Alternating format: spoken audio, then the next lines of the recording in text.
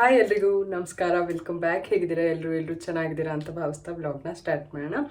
ಇವತ್ತು ಮೊದಲನೇದಾಗಿ ನನ್ನ ಲಾಸ್ಟ್ ವ್ಲಾಗಿಗೆ ನೀವೆಲ್ಲರೂ ಕ್ವಶನ್ ಕೇಳ್ತಾ ಇದ್ದು ಕಂಪ್ಲೀಟಾಗಿ ಇನ್ಫಾರ್ಮೇಷನ್ ಕೊಡಿ, ಟ್ರೈನ್ ಹೇಗೆ ಬುಕ್ ಮಾಡೋದು ಮತ್ತು ರೂಮ್ ಬುಕ್ಕಿಂಗ್ ಇದೆಲ್ಲದ್ರ ಬಗ್ಗೆನೂ ಇನ್ಫಾರ್ಮೇಷನ್ ಕೊಡಿ ಅಂಥೇಳಿ ಅದರದ್ದು ಡೀಟೇಲ್ ಆಗಿ ನಾನು ಇವತ್ತು ಶೇರ್ ಮಾಡ್ತಾ ಇದ್ದೀನಿ. ಮೊದಲನೇದಾಗಿ ನಾವು ಹೋಗಿದ್ದಂಥ ಟ್ರೈನ್ ಬಗ್ಗೆ ಹೇಳ್ತೀನಿ. ನಾವು ಹೋಗಿದ್ದು ನೈಟ್ ಟ್ರೈನು. ಅದು ಸ್ಪೆಷಲ್ ಟ್ರೈನ್ ಅನಿಸುತ್ತೆ, ಅವತ್ತು ಮಾತ್ರನೇ ಇದ್ದಿದ್ದು. ಪ್ರತಿದಿನ ಸಾಕಷ್ಟು ಟ್ರೈನ್ ಇರುತ್ತೆ. IRCTC ವೆಬ್ಸೈಟ್ಗೆ ಹೋಗಿ ನೀವು ಬುಕ್ ಮಾಡ್ಬೋದು. ನಾನಿಲ್ಲಿ ಸ್ಕ್ರೀನ್ ಮೇಲೆ ಕೊಟ್ಟಿರ್ತೀನಿ ಸೈಡಲ್ಲಿ ಹೇಗೆ ಬುಕ್ ಮಾಡೋದು ಮತ್ತು IRCTC ವೆಬ್ಸೈಟಲ್ಲಿ ಹೇಗೆ ತೋರಿಸುತ್ತೆ ಅನ್ನೋ ಒಂದು ಸ್ಕ್ರೀನ್ನ ನಿಮಗೆ ತೋರಿಸ್ತೀನಿ, ನಿಮಗೆ ಹೆಲ್ಪ್ ಆಗ್ಬೋದು ಅಂಥೇಳಿ. ಅಲ್ಲಿ ಹೋಗಿ ನಿಮಗೆ ಯಾವ ಟ್ರೈನ್ ಬೇಕೋ ಅವೈಲೇಬಿಲಿಟಿ ಚೆಕ್ ಮಾಡಿಬಿಟ್ಟು ಬುಕ್ ಮಾಡ್ಕೊಳ್ಳಿ. ಸಾಕಷ್ಟು ಹತ್ತಿರದಲ್ಲಿದ್ದಾಗಂತೂ ಬುಕ್ ಮಾಡೋದಕ್ಕೆ ಸಿಗೋದಿಲ್ಲ. ಅಂದರೆ ಕಡಿಮೆ ಬಜೆಟಲ್ಲಿ ಹೋಗಬೇಕು ಅಂತ ಅಂದರೆ ಸಾಕಷ್ಟು ಹತ್ತಿರದಲ್ಲಿ ಕಷ್ಟ ಆಗುತ್ತೆ. ಸೊ ಥರ್ಡ್ AC ಅಥವಾ ಸೆಕೆಂಡ್ AC, ಫಸ್ಟ್ AC ಸ್ವಲ್ಪ ಕಾಸ್ಟ್ ಜಾಸ್ತಿ ಆಗುತ್ತೆ. ಬಟ್ ನಮಗೊಂದು ಸ್ವಲ್ಪ ಲೇಟಾಗಿ ನಾವು ಪ್ಲ್ಯಾನ್ ಮಾಡಿದ್ರು ಕೂಡ ಆ ಸೀಟ್ಗಳು ನಮಗೆ ಸಿಗುತ್ತೆ. ಇನ್ನು ವಂದೇ ಭಾರತ್ ಟ್ರೈನ್ ಹೇಗೆ ಬುಕ್ ಮಾಡೋದು ಅಂತ ಸಾಕಷ್ಟು ಜನ ಕೇಳ್ತಾಯಿದ್ರಿ. ಅದು ಕೂಡ ಅಷ್ಟೇ, ನೀವು ಬೆಂಗಳೂರು ಟು ಮಂತ್ರಾಲಯ ಅಂತ ಹೇಳಿ ನೀವು ಸರ್ಚ್ ಮಾಡಿದ್ರಲ್ಲಿ ವಂದೇ ಭಾರತ್ ಕೂಡ ಇರುತ್ತೆ. ಗುರುವಾರ ಒಂದು ದಿನ ಇರೋದಿಲ್ಲ ಅಷ್ಟೇ, ಅದು ಇನ್ನು ಎಲ್ಲ ದಿನವೂ ಸರ್ವಿಸ್ ಇದೆ. ಈ ಕಡೆಯಿಂದ 2:15 ಹೊರಡುತ್ತೆ. ಅಲ್ಲಿ ಒಂದು 8 o'clock 7:30 ಏನೋ ರೀಚ್ ಆಗ್ಬೋದು ಅಂತ ಅಂದ್ಕೊಂಡಿದ್ದೀನಿ. ಇನ್ನು ಬರಬೇಕಿದ್ರೆ ಆ ಕಡೆಯಿಂದ 7:15ಗೇನೋ ಹೊರಡುತ್ತೆ, 7:08 7:15ಗೇನೋ ಹೊರಡುತ್ತೆ ಆ ಕಡೆಯಿಂದ. ಇಲ್ಲಿಗೆ ನಮಗೆ 1:30ಗೇನೋ ಬರುತ್ತೆ. ಬಟ್ ಟೈಮಿಂಗ್ಸಲ್ಲಿ 2 o'clock ಅಂತ ಹಾಕಿದ್ರು, ಬಟ್ ನಮ್ಗೆ ಬೇಗನೆ ರೀಚ್ ಆಯಿತು. ಆ ರೀತಿ ಇರುತ್ತೆ. ವಂದೇ ಭಾರತ್ ಇದು ಒಂದೇ ಜಾಗಕ್ಕೆ ಅಂತಲ್ಲ, ಸಾಕಷ್ಟು ಜಾಗಗಳಿಗೂ ಕೂಡ ಇದೆ. ಅಂದರೆ ನೀವು ಯಾವ ಸೋರ್ಸ್ ಸ್ಟೇಷನ್ ಮತ್ತು ಡೆಸ್ಟಿನೇಷನ್ ಎರಡೂ ಹಾಕಿದ್ರೆ ನಿಮಗೆ ಯಾವ್ಯಾವ ಟ್ರೈನ್ ಇದೆ, ಈ ಜಾಗದಿಂದ ಆ ಜಾಗಕ್ಕೆ ಯಾವ್ಯಾವ ಟ್ರೈನ್ ಇದೆ ಎಲ್ಲದನ್ನು ತೋರಿಸುತ್ತೆ. ಸೊ ಅದೊಂದು ಇದು ಓಕೆನಾ. ಇನ್ನು ಪ್ರೈಸ್ ಬಂದುಬಿಟ್ಟು ನಾನು ಸ್ಕ್ರೀನ್ ಮೇಲೆ ಕೊಟ್ಟಿರ್ತೀನಿ. ಇದಕ್ಕೆ CC ಅಂತ ಅಂದರೆ ಚೇರ್ ಕಾರ್ಗೆ ಎಷ್ಟು, ಹಾಗೆಯೇ ಇದು ಎಕ್ಸಿಕ್ಯೂಟಿವ್ ಚೇರ್ ಕಾರ್ ಬರುತ್ತೆ ಅದಕ್ಕೆಷ್ಟು ಅಂತ ಹೇಳಿ.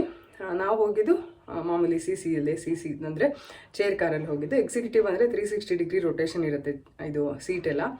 ಇನ್ನೂ ಸ್ವಲ್ಪ ಅಡ್ವಾನ್ಸ್ ಚೆನ್ನಾಗಿರುತ್ತೆ, ಲಕ್ಸುರಿಯಾಗಿರುತ್ತೆ. ಇನ್ನು ಕಾಸ್ಟ್ ಜಾಸ್ತಿ, ಇದಕ್ಕೆ ಡಬಲ್ ಆಗುತ್ತೆ. ನಾವು ಕೊಟ್ಟಿದ್ದು ಆಲ್ಮೋಸ್ಟ್ 1100 ಏನೋ 1200 ಏನೋ, ಅದಕ್ಕೆ ಬಂದುಬಿಟ್ಟು 2000+ ಆಗುತ್ತೆ. ಇನ್ನು ಅದಾದಮೇಲೆ ರೂಮ್ ಬುಕ್ಕಿಂಗ್ ಅಂತ ಅಂದರೆ ನೀವು SRS ಮಠ ಅಂತ ಹೇಳಿ ನಿಮಗೆ ವೆಬ್ಸೈಟ್ ಇದೆ. ಆ ವೆಬ್ಸೈಟಲ್ಲಿ ಹೋಗ್ಬಿಟ್ಟು ನಿಮಗೆ ಸೇವೆಗಳು ತೊಗೋಬೋದು ಅಥವಾ ರೂಮ್ ಬುಕ್ಕಿಂಗ್ ಮಾಡ್ಬೋದು. ಈ ಥರ ಸಾಕಷ್ಟು ಆಪ್ಷನ್ಗಳಿದೆ ಅಲ್ಲಿ. ನೀವು ಯಾವ್ದಾದ್ರು ಸೇವೆ ಬೇಕು ಅಂತ ಅಂದರೆ ಇವಾಗ ರಥೋತ್ಸವ ತೊಗೋಬೋದು ಅಥವಾ ಉಂಜಲ್ ಸೇವೆ ಮತ್ತು ಸಾಕಷ್ಟು ಇದೆ ಅಲ್ಲಿ, ನಂದಾದೀಪ ಸೇವೆ, ಈ ಥರ ಅಲ್ಲಿ ಫುಲ್ಲು ಲಿಸ್ಟೇ ಕೊಟ್ಬಿಡ್ತಾರೆ ನಿಮಗೆ. ಸೊ ನಿಮಗೆ ಯಾವ್ದು ಬೇಕೋ ಅದನ್ನು ಕ್ಲಿಕ್ ಮಾಡಿ ಆನ್ಲೈನ್ ಪೇಮೆಂಟ್ ಮಾಡಿ ಅದನ್ನು ಮೇಲ್ ಬರುತ್ತೆ ನಿಮಗೆ, ಮೇಲು ಮತ್ತು ಮೆಸೇಜು ಬರುತ್ತೆ. ಅದನ್ನು ತೋರಿಸಿದ್ರೆ ಸಾಕು, ಅವರು ನಿಮಗೆ ಎಂಟ್ರಿ ಕೂಡ ಸಿಗುತ್ತೆ. ಹಾಗೆ ಪ್ರಸಾದದ ಜೊತೆಗೆ ಅದಕ್ಕೆ ಏನು ಎಲಿಜಿಬಿಲಿಟಿ ಇರುತ್ತೆ ಅದನ್ನು ಕೊಡ್ತಾರೆ. ರಥೋತ್ಸವ ತೊಗೊಂಡ್ರೆ ಒಬ್ಬರು ರಥೋತ್ಸವ ಸೇವೆ ಮಾಡೋದಕ್ಕೆ ಅವಕಾಶ ಕೊಡ್ತಾರೆ. ಯಾರು ಟಿಕೆಟ್ ತೊಗೊಂಡಿರ್ತಾರೆ, ಈಗ ಫ್ಯಾಮಿಲಿ ಅಂತ ಇದ್ದರೆ ಅದರಲ್ಲಿ ಒಬ್ಬರಿಗೆ ರಥೋತ್ಸವ ಸೇವೆ ಮಾಡೋದಕ್ಕೆ ಅವಕಾಶ ಕೊಡ್ತಾರೆ. ಇನ್ನು ರೂಮ್ ಬುಕ್ಕಿಂಗ್ ಕೂಡ ಅಷ್ಟೇ, 1 month ಮುಂಚೆ ಏನೋ ಮಾಡಬೇಕಾಗತ್ತೆ. ನಮಗೂ ಕೂಡ ಆನ್ಲೈನ್ ರೂಮ್ ಬುಕ್ಕಿಂಗ್ ಸಿಕ್ಕಿಲ್ಲ. ನಾವು ಅಲ್ಲೇ ಹೋಗಿ ಬುಕ್ ಮಾಡಿದ್ದು. ಅಲ್ಲೇ ಹೋಗಿ ಬುಕ್ ಮಾಡಬೇಕು ಅಂತ ಅಂದರೆ ನೀವು ಆರ್ಚ್ ಇದೆ ಒಂದು ಎಂಟ್ರೆನ್ಸಲ್ಲಿ, ಮಂತ್ರಾಲಯಕ್ಕೆ ಎಂಟ್ರಿ ಆದಮೇಲೆ ಒಂದು ಸರ್ಕಲ್ ಬರುತ್ತೆ, ಅಲ್ಲಿ ಒಂದು ಆರ್ಚ್ ಇದೆ. ಆರ್ಚಿಗೆ ಬರಬೇಕಿದ್ರೆ ನಮಗೆ ರೈಟ್ ಸೈಡಲ್ಲಿ, ಟೆಂಪಲಿಂದ ಬರಬೇಕಿದ್ರೆ ಲೆಫ್ಟ್ ಸೈಡಲ್ಲಿ ಕಾರ್ನರಲ್ಲಿ CRO ಆಫೀಸ್ ಅಂತ ಇದೆ. ಅಲ್ಲಿಗೆ ಹೋದರೆ ನಿಮಗೆ ರೂಮ್ಸು ನಿಮಗೆ ಒಂದು ಬಜೆಟಲ್ಲಿ ನಿಮ್ಗೆ ಯಾವ ಥರ ಬೇಕೋ ಆ ಥರ ಸಿಗುತ್ತೆ. ಆನ್ಲೈನ್ ಬುಕ್ಕಿಂಗ್ ಅವರು ಕೂಡ CRO ಆಫೀಸ್ಗೆ ಹೋಗ್ಬಿಟ್ಟು ಅಲ್ಲಿ ಚೆಕ್ ಮಾಡಿಕೊಂಡು ಕೀನ ಇಸ್ಕೋಬೇಕಂದ್ರೆ ಅವ್ರಿಗೇನು ಮೆಸೇಜ್ ಬಂದಿರುತ್ತೆ ಅದನ್ನು ತೋರಿಸ್ಬಿಟ್ಟು ಅವರು ರೂಮ್ನ ತೊಗೋಬೇಕಾಗತ್ತೆ. ಅವ್ರಿಗೆ ಯಾವ ರೂಮ್ ಅಲಾಟ್ ಆಗಿರುತ್ತೆ ಅದರಲ್ಲಿ ಆಪ್ಷನ್ಸ್ ಇರುತ್ತೆ ನಮಗೆ. ಕೃಷ್ಣ ಆ ಕಡೆ ಹೋಗಪ್ಪ, ಸ್ವಲ್ಪ ನನಗೆ ಹಿಂಗೆ ಅಲಾಡ್ತಿದ್ರೆ ಒಂಥರ ಡಿಸ್ಟ್ರಾಕ್ಷನ್ ಆಗ್ತಾಯಿದೆ ಅದಕ್ಕೆ, ಓಕೆನಾ. ಇನ್ನು ಆನ್ಲೈನಲ್ಲಿ ಹೆಂಗಿರುತ್ತೆ ಅಂದರೆ ಎಲ್ಲ ಕಾಟೇಜಸ್ ಅಂತ ಅಂದರೆ ಅಲ್ಲಿ ಏನೇನು ರೂಮ್ಸ್ ಇರುತ್ತೆ ಅದರದ್ದೆಲ್ಲ ಡೀಟೇಲ್ಸ್ ಇರುತ್ತೆ. ರೂಮ್ ಬುಕ್ಕಿಂಗ್ ಅಂತ ಹೋದರೆ ಅದರದ್ದು ಎಲ್ಲ ಕಂಪ್ಲೀಟ್ ಡೀಟೇಲ್ಸ್ ಕೊಡ್ತಾರೆ. ನಮಗೆ ಯಾವ್ದು ಬೇಕು, ಯಾವ ಲಾಡ್ಜ್ ಬೇಕು ಅದನ್ನು ನಾವು ಸೆಲೆಕ್ಟ್ ಮಾಡಿಕೊಂಡು ಬುಕ್ ಮಾಡ್ಕೋಬೋದು. ಆಮೇಲೆ ನಾವು ಹೋಗಿದ್ದೀನಿ ಅವ್ರಿಗೆ ನಾವೇನು ಬುಕ್ಕಿಂಗ್ ಮಾಡಿರ್ತೀವಿ ಅದನ್ನು ತೋರಿಸಿದ್ರೆ ಅವರು ನಮಗೆ ರೂಮ್ನ ಕೊಡ್ತಾರೆ. ಓಕೆ. ಇನ್ನು ನಾವು ಹೋದಾಗ ನಮಗೆ ರೂಮ್ ಸಿಕ್ಕಿದ್ದು ತುಂಬ ಲೇಟ್ ಆಯಿತು, ತುಂಬ ರಶ್ ಇತ್ತು. ಅವತ್ತು ಸೆಕೆಂಡ್ ಸ್ಯಾಟರ್ಡೆ ಆದಮೇಲೆ ಸಂಡೇ ಬಂದಿತ್ತಲ್ಲ, ಸೊ ತುಂಬ ರಶ್ ಇತ್ತು.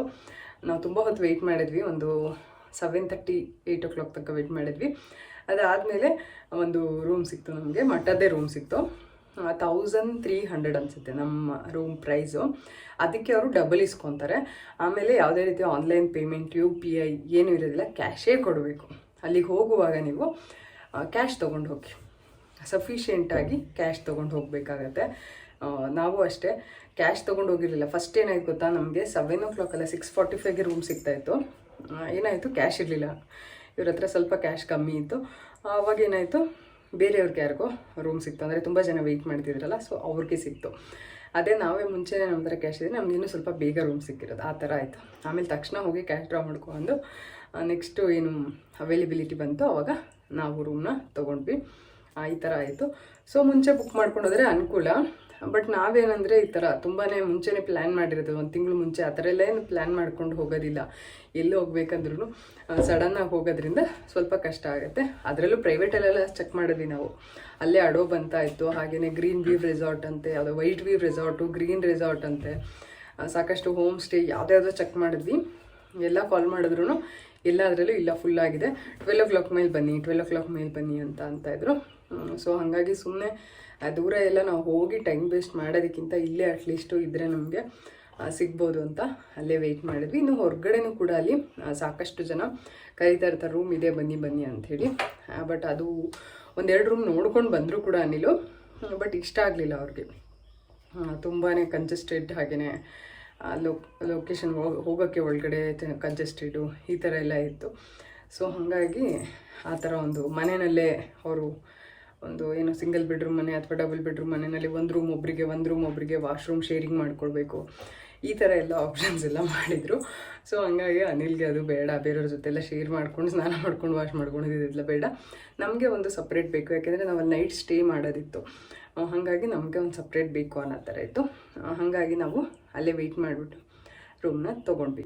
ಇದಿಷ್ಟು ಇನ್ಫಾರ್ಮೇಷನ್ ಆಯಿತು. ಒಂದೇ ವಾರದ ಹೇಗೆ ಬುಕ್ ಮಾಡೋದು, ಹಾಗೆಯೇ ರೂಮ್ ಬುಕ್ಕಿಂಗ್ ಮತ್ತು ಸೇವೆ ಬುಕ್ಕಿಂಗು. ಸೇವೆಗಳ ಬುಕ್ಕಿಂಗ್ ಬಂದುಬಿಟ್ಟು ಆನ್ಲೈನ್ ಅಲ್ಲದೆ ಆಫ್ಲೈನಲ್ಲೂ ಕೂಡ ಮಾಡ್ಬೋದು. ಅಲ್ಲೇ ಸಿಗುತ್ತೆ. ಅಂದರೆ ಟೆಂಪಲ್ ಎಂಟ್ರೆನ್ಸಲ್ಲೇ ರೈಟ್ ಸೈಡಲ್ಲೇ ಒಂದು ಕೌಂಟ್ರ್ ಇದೆ. ಇದು ಯಾವುದಪ್ಪ, ಮಂಚಾಲಮ್ಮ ಟೆಂಪಲ್ ಇದೆಯಲ್ಲ ಅದ್ರ ಪಕ್ಕದಲ್ಲಿ, ಈ ಕಡೆ ಟೆಂಪಲ್ ಎಂಟ್ರೆನ್ಸಿಂದ ರೈಟ್ ಸೈಡು, ಮಂಚಾಲಮ್ಮ ಟೆಂಪಲಿಂದ ಲೆಫ್ಟ್ ಸೈಡು ಅಲ್ಲಿ ಒಂದು ಕೌಂಟ್ರ್ ಇದೆ. ಅಲ್ಲಿ ಹೋಗಿ ನೀವು ಏನು ಬೇಕು ಸೇವೆ ಬುಕ್ಕಿಂಗ್ನ ಅಲ್ಲಿ ಮಾಡ್ಕೋಬೋದು. ಕ್ಯಾಶೇ ಕೊಡಬೇಕು ಅವ್ರಿಗೂ ಕೂಡ, ಆ ಥರ ಆಪ್ಷನ್ನು. ಅಲ್ಲೆಲ್ಲ ಫುಲ್ ಕ್ಯಾಶಲ್ಲೇ ಅವರು ವ್ಯವಹಾರ ಮಾಡ್ತಾರೆ. ಓಕೆ, ಇದಿಷ್ಟಾಗಿತ್ತು. ಒಂದು ಮಂತ್ರಾಲಯದ್ದು ಡೀಟೇಲಾಗಿ ಇನ್ಫಾರ್ಮೇಷನ್ ಕೊಟ್ಟಿದ್ದೀನಿ ಅಂತ ಅಂದ್ಕೊಂಡಿದ್ದೀನಿ. ನನಗೆ ಎಷ್ಟು ಗೊತ್ತಾಗುತ್ತೋ ಅಷ್ಟು ಮಟ್ಟಿಗೆ ಇನ್ಫಾರ್ಮೇಷನ್ನ ಕೊಟ್ಟಿದ್ದೀನಿ.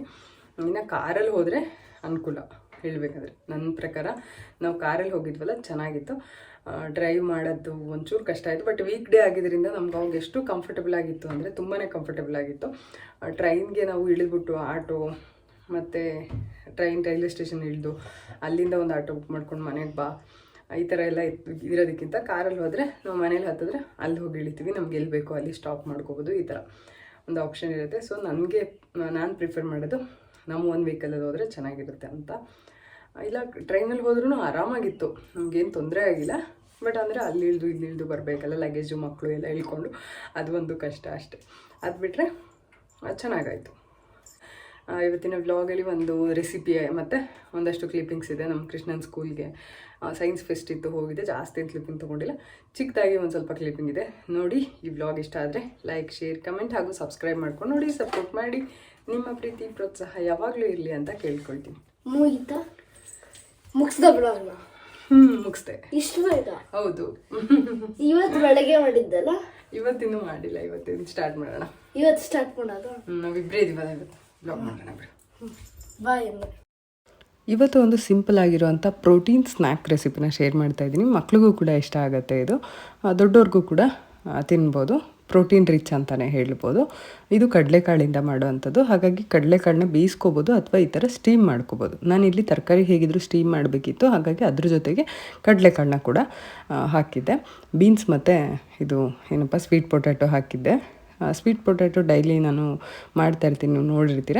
ಅದ್ರ ಜೊತೆಗೆ ಕಡಲೆಕಾಳನ್ನ ಕೂಡ ಇದರಲ್ಲೇ ಹಾಕಿದೆ ಸ್ಟೀಮ್ ಮಾಡೋದಕ್ಕೆ. ಅದು ಕೂಡ ಬೆಂದಿತ್ತು ಚೆನ್ನಾಗಿ. ಅದನ್ನು ನೀವು ಬೇಕಂದರೆ ಇದು ಮಾಡ್ಕೊಬೋದು, ಮ್ಯಾಶ್ ಮಾಡ್ಕೊಬೋದು. ಬಟ್ ನಾನಿಲ್ಲಿ ಒಂದು ರೌಂಡು ಮಿಕ್ಸಿಲಿ ಹಾಕೊಂಬಿಡೋಣ ಅಂತ ಹೇಳಿ ಹಾಕ್ತಾಯಿದ್ದೀನಿ.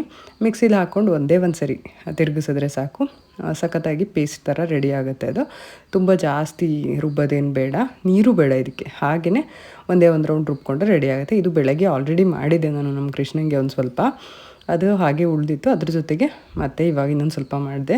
ಅನಿಲ್ ಚೆನ್ನಾಗಿದೆ ಅಂತ ಅಂದರು, ಬೆಳಗ್ಗೆ ಕೊಟ್ಟಿದ್ದೆ ಒಂಚೂರು, ಒಂದು ತಿಂದ್ಬಿಟ್ಟು ಚೆನ್ನಾಗಿದೆ ಅಂತ ಅಂದರು. ಪ್ರೋಟೀನ್ ಅಲ್ವಾ, ಅವರು ಪ್ರೋಟೀನ್ ಅಂತಿರ್ತಾರೆ, ಹಾಗಾಗಿ ಅವ್ರಿಗೆ ಕೂಡ ಒಂದು ಮಾಡೋಣ ಅಂಥೇಳಿ ಈ ಥರ ಒಂದು ಬೌಲ್ಗೆ ರುಬ್ಬಿರೋ ಅಂಥ ಕಡಲೆಕಾಳನ್ನ ಸೇರಿಸ್ಕೊಳ್ತಾ ಇದ್ದೀನಿ, ಅಥವಾ ಮ್ಯಾಶ್ ಮಾಡಿರೋ ಕಡಲೆಕಾಳು.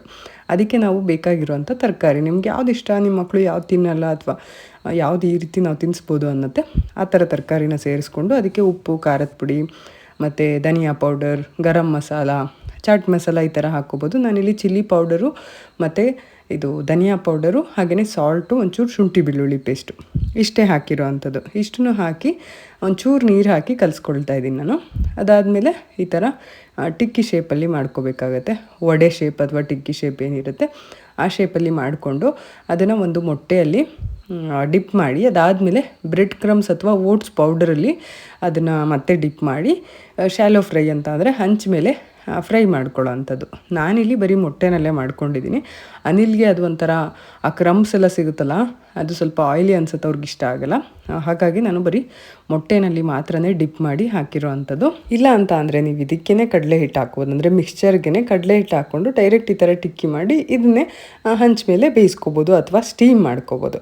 ತುಂಬಾ ಚೆನ್ನಾಗಿರುತ್ತೆ. ಸ್ಟೀಮ್ ಮಾಡಿಕೊಂಡ್ರೆ ಕೂಡ ಹೆಲ್ದಿ ಆಗುತ್ತೆ. ಈ ಥರ ಹಂಚ ಮೇಲೂ ಕೂಡ ಒಂದು ಸ್ವಲ್ಪ ತುಪ್ಪ, ಬೆಣ್ಣೆ ಅಥವಾ ಎಣ್ಣೆ ಈ ಥರ ಏನಾದ್ರು ಹಚ್ಬಿಟ್ಟು ಬೇಯಿಸ್ಕೊಳ್ಳೋ ಅಂಥದ್ದು. ಟೇಸ್ಟು ತುಂಬಾ ಚೆನ್ನಾಗಿತ್ತು, ಸಖತ್ ಇಷ್ಟ ಆಯಿತು. ನೀವು ಕೂಡ ಖಂಡಿತ ಟ್ರೈ ಮಾಡಿ, ಖಂಡಿತ ಇಷ್ಟ ಆಗುತ್ತೆ.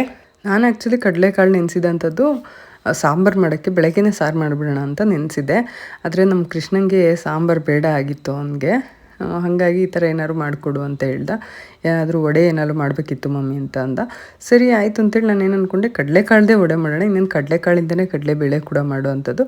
ಸೊ ಕಡಲೆಕಾಳ್ದೇ ವಡೆ ಮಾಡಿಬಿಡೋಣ ಅಂತ ಈ ಥರ ಒಂದು ಅಂದ್ಕೊಂಡೆ. ಅದಾದಮೇಲೆ ಇಲ್ಲ ಬೇಡ, ವಡೆ ಅಂದರೆ ಡೀಪ್ ಫ್ರೈ ಆಗುತ್ತೆ, ಸೊ ಈ ಥರ ಒಂದು ಹಂಚ ಮೇಲೆ ಬೇಯಿಸ್ಬಿಡೋಣ, ಕಡಲೆಕಾಳನ್ನ ಬೇಯಿಸ್ಕೊಂಬಿಟ್ಟು ಅಂತ ಹೇಳಿ ಆ ಥರ ಪ್ಲ್ಯಾನ್ ಮಾಡಿ ಇದನ್ನು ಮಾಡಿದೆ. ಬೆಳಗ್ಗೆ ಮಾಡಿದಾಗ ನಾನು ಏನು ಮಾಡಿದೆ, ಈ ಥರ ಡಿಪ್ ಎಲ್ಲ ಮಾಡಿರಲಿಲ್ಲ ಎಗ್ಗಲ್ಲಿ, ಡೈರೆಕ್ಟಾಗಿ ಹಾಗೆ ಮಾಡಿದ್ದೆ. ಬಟ್ ಅದು ಸ್ವಲ್ಪ ಬಿಟ್ಕೊಳ್ತಾ ಇತ್ತು ಅಂತ ಅಂದರೆ ಹಾಗೆ ಇತ್ತು, ಬಟ್ ಆಮೇಲೆ ಅದು ಬೇಗ ಈಸಿಯಾಗಿ ಮುರ್ಕೊಳ್ತಾ ಇತ್ತು. ಸೊ ಹಾಗಾಗಿ ನಾನು ಏನು ಮಾಡಿದೆ, ಈ ಥರ ಎಗ್ಗಲ್ಲಿ ಡಿಪ್ ಮಾಡಿ ಮತ್ತು ಓಟ್ಸ್ ಪೌಡರ್ ಅಥವಾ ಯಾವುದಪ್ಪ ಬ್ರೆಡ್ ಕ್ರಮ್ಸಲ್ಲಿ ರೋಲ್ ಮಾಡಿದ್ರೆ ಇನ್ನೂ ಚೆನ್ನಾಗಿ ಬರುತ್ತೆ ಅಂತ ಅನ್ನಿಸ್ತು ನನಗೆ. ಸೊ ಅನಿಲ್ಗೆ ಹೇಳಿದೆ ಈ ಥರ ಮಾಡ್ಕೊಡ್ತೀನಿ ಅಂತ. ಅವರು ಏನಂದರು, ಬ್ರೆಡ್ ಕ್ರಮ್ಸು ಅಥವಾ ಓಟ್ಸ್ ಪೌಡರ್ ಅದೆಲ್ಲ ಬೇಡ ನನಗೆ, ಜಸ್ಟ್ ಎಗ್ಗಲ್ಲಿ ಒಂದು ರೋಲ್ ಥರ ಮಾಡ್ಬಿಟ್ಟು ಕೊಡು ಸಾಕು ಅಂತ ಅಂದರು. ಸರಿ ಆಯಿತು ಅಂಥೇಳಿ ಆ ಥರ ಮಾಡಿ ಕೊಟ್ಟೆ. ಚೆನ್ನಾಗಾಗಿತ್ತು, ಅವ್ರಿಗೂ ಕೂಡ ಸಖತ್ ಇಷ್ಟ ಆಯಿತು. ಮಕ್ಕಳಿಗೆ ಸಂಜೆ ಹೊತ್ತಲ್ಲಿ ಬಿಸಿ ಬಿಸಿಯಾಗಿ ಸ್ನ್ಯಾಕ್ಸ್ ಆಗಿ ಕೊಡ್ಬೋದು. ಹಾಗೆಯೇ ಸ್ಕೂಲ್ಗೆ ಶಾರ್ಟ್ ಬ್ರೇಕ್ಗೆ ಕೂಡ ಇದು ತುಂಬಾ ಚೆನ್ನಾಗಿರುತ್ತೆ, ಸಖತ್ ಇಷ್ಟ ಆಗುತ್ತೆ. ನಮ್ಮ ಕೃಷ್ಣಂಗೂ ಕೂಡ ತುಂಬ ಇಷ್ಟ ಆಯಿತು. ಅವ್ನು ಸಂಜೆ ಬಂದಮೇಲೂ ಕೂಡ ಇನ್ನೊಮ್ಮೆ ಮಾಡಿಕೊಟ್ಟೆ. ಇವಾಗ ಅನಿಲ್ಗೆ ಮಾತ್ರ ಮಾಡಿಕೊಟ್ಟೆ ಅಲ್ವಾ, ಮತ್ತು ಕೃಷ್ಣ ಬಂದಮೇಲೆ ಸಂಜೆ ಇನ್ನೊಂದು ಸರಿ ಮಾಡಿಕೊಟ್ಟೆ. ಫುಲ್ಲು ತಿಂದ್ಬಿಟ್ಟು ಮಮ್ಮಿ ಹೊಟ್ಟೆ ತುಂಬಿಡ್ತು, ತುಂಬ ಚೆನ್ನಾಗಿತ್ತು, ತುಂಬ ಚೆನ್ನಾಗಿ ಮಾಡಿದ್ಯಾ ಅಂತ ಹೇಳ್ದೆ. ಅದಕ್ಕಿಂತ ಇನ್ನೇನು ಬೇಕಲ್ವ, ನಾವು ಏನಾದ್ರು ಒಂದು ಟ್ರೈ ಮಾಡಿದಾಗ ಚೆನ್ನಾಗಿದೆ ಅಂತ ಹೇಳಿದ್ರೆ ಅದೇ ಖುಷಿ ಆಗುತ್ತೆ. ಆವಾಗ ಇನ್ನೂ ಸ್ಪೆಷಲಾಗಿ ಏನಾದರೂ ರೆಸಿಪಿಗಳನ್ನ ಟ್ರೈ ಮಾಡಬೇಕು ಅಂತ ಅನಿಸುತ್ತೆ. ಖಂಡಿತವಾಗ್ಲೂ ಮುಂದಿನ ದಿನಗಳಲ್ಲಿ ಸಾಕಷ್ಟು ಒಳ್ಳೆ ರೆಸಿಪೀಸ್ ಬರುತ್ತೆ, ಹಾಗೆಯೇ ಒಳ್ಳೆ ವೀಡಿಯೋಸ್ ಬರುತ್ತೆ. ನೀವು ಕೂಡ ನನ್ನ ಚಾನಲ್ನ ಸಬ್ಸ್ಕ್ರೈಬ್ ಮಾಡ್ಕೊಂಡು ನೋಡಿ, ಸಬ್ಸ್ಕ್ರೈಬ್ ಮಾಡಿಕೊಂಡು ಸಪೋರ್ಟ್ ಮಾಡಿ. ಸಬ್ಸ್ಕ್ರಿಪ್ಷನ್ಗೇನು ಯಾವುದೇ ರೀತಿ ಚಾರ್ಜಸ್ ಇರೋದಿಲ್ಲ, ಸಬ್ಸ್ಕ್ರೈಬ್ ಮಾಡ್ಕೊಂಡು ನೋಡಿ. ಇವಾಗ ಇನ್ನು ರೆಸಿಪಿಗೆ ಬಂದರೆ, ಈ ರೀತಿ ಒಂದು ಸೈಡ್ ಬೇಯಿಸ್ಕೊಂಡು ಸ್ವಲ್ಪ ಮುಚ್ಚಿಬಿಟ್ಟು ಎರಡು ಸೈಡ್ನು ಬೇಯಿಸ್ಕೊಂಡ್ರೆ ಚೆನ್ನಾಗಿರುತ್ತೆ. ಬೆಂದಿರುತ್ತೆ ಅಂದರೆ ಒಳಗೆ ಆಲ್ರೆಡಿ ನಾವು ಕಡಲೆಕಾಳನ್ನ ಬೇಯಿಸಿರೋದು ಅಥವಾ ತರಕಾರಿ ಎಲ್ಲ ಏನು ಹಸಿಯಾಗಿ ತಿನ್ನುವಂಥ ತರಕಾರಿನೇ ಹಾಕಿರೋದ್ರಿಂದ ತುಂಬ ಜಾಸ್ತಿ ಏನು ಬೇಯಿಸೋದು ಬೇಡ. 1 to 2 ಮಿನಿಟ್ಸು ಬೇಯಿಸಿದ್ರೆ ಸಾಕಾಗುತ್ತೆ. ಟೇಸ್ಟ್ ಮಾಡಿದ್ದು ಹೆಂಗಿದೆ ಹೇಳಿ. ಬೇರೆ ಡಿಶ್ ಸ್ವಲ್ಪ ಡಿಫ್ರೆಂಟಾಗಿ ಮಾಡಿದ್ದೀನಿ, ಅಂದರೆ ಅವನಿಗೆ ಬರೀ ವೆಜ್ ಮಾಡಿದ್ದೆ, ಇದು ಎಗ್ ಹಾಕಿದ್ದೀನಿ.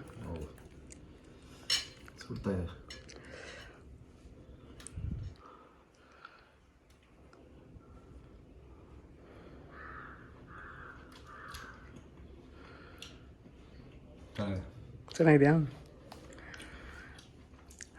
ಹಿಂಗೆ ನಾವು ಚೆನ್ನಾಗಿದೆ, ತುಂಬ ಟೇಸ್ಟ್ ಇದೆ. ತುಂಬ ಟೇಸ್ಟ್ ಇದೆ. ಆಯಿಲ್ ಹಾಕಿದೆಯಾ?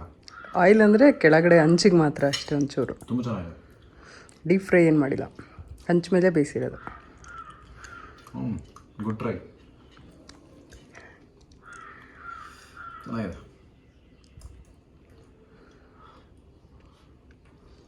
Protein protein. ಕಡಲೆಕಾಳ್ದು. ಸೂಪರ್. ಚೆನ್ನಾಗಿದೆ ಈ ಲುಕ್ಕು ನಿಮಗೆ. ಗಡ್ಡ ಮೀಸೆ ಇಲ್ಲದೆ ಇರೋದು. ಹೌದಾ? ಹಾಂ, ನಿಜ ಚೆನ್ನಾಗಿದೆ. ಹೌದಾ? ಹೆಂಗೆ ಕಾಣಿಸ್ತಾನೆ? ಚೆನ್ನಾಗಿ ಕಾಣಿಸ್ತೀರ. ನೀವು ಕೂಡ ಕಮೆಂಟ್ ಸೆಕ್ಷನಲ್ಲಿ ಕಮೆಂಟ್ ಮಾಡಿ, ಈ ಲುಕ್ ಚೆನ್ನಾಗಿದೆಯಾ ಅಥವಾ ಗಡ್ಡ ಎಲ್ಲ ಬಿಟ್ಕೊಂಡಿರೋ ಲುಕ್ ಚೆನ್ನಾಗಿದೆಯಾ ಅಂತ. ಚೆನ್ನಾಗಿರುತ್ತೆ. ಇಲ್ಲ, ಗಡ್ಡ ಬಿಟ್ಕೊಂಡಿರೋದು ಅಷ್ಟೇ, ಮುಖನೇ ಕಾಣಲ್ಲ. ಅಲ್ಲ, ಕೆಲವರು ಹೇಳ್ತಾರೆ ಗಡ್ಡ ಬಿಟ್ಕೊಂಡು ಚೆನ್ನಾಗಿ ಕಾಣಿಸ್ತೆ ಅಂತ. ಕೆಲವರು ಹೇಳ್ತಾರೆ ಗಡ್ಡ ಇಲ್ಲದೆ ಚೆನ್ನಾಗಿ ಕಾಣಿಸ್ತದೆ. ಗಡ್ಡ ಇಲ್ಲದೇನೆ ಚೆನ್ನಾಗಿ ಕಾಣಿಸ್ತೀರಾ ನೀವು ನನಗೆ.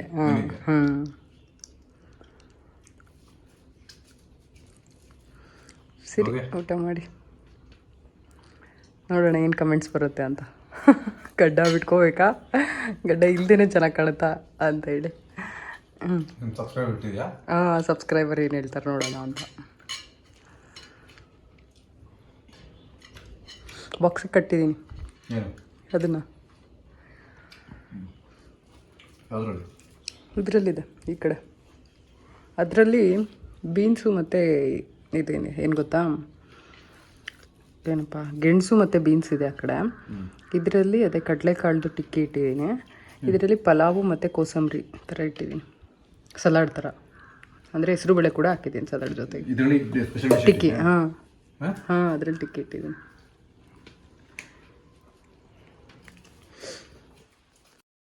ಇನ್ನು ನಮ್ಮ ಕೃಷ್ಣನ್ ಸ್ಕೂಲಲ್ಲಿ ಸೈನ್ಸ್ ಫೆಸ್ಟ್ ಇತ್ತು, ಚೆನ್ನಾಗಿತ್ತು. ಎಲ್ಲ ಸಸ್ಟೈನಬಲ್ ಪ್ರಾಡಕ್ಟ್ಸ್ನ ಯೂಸ್ ಮಾಡಿದರು.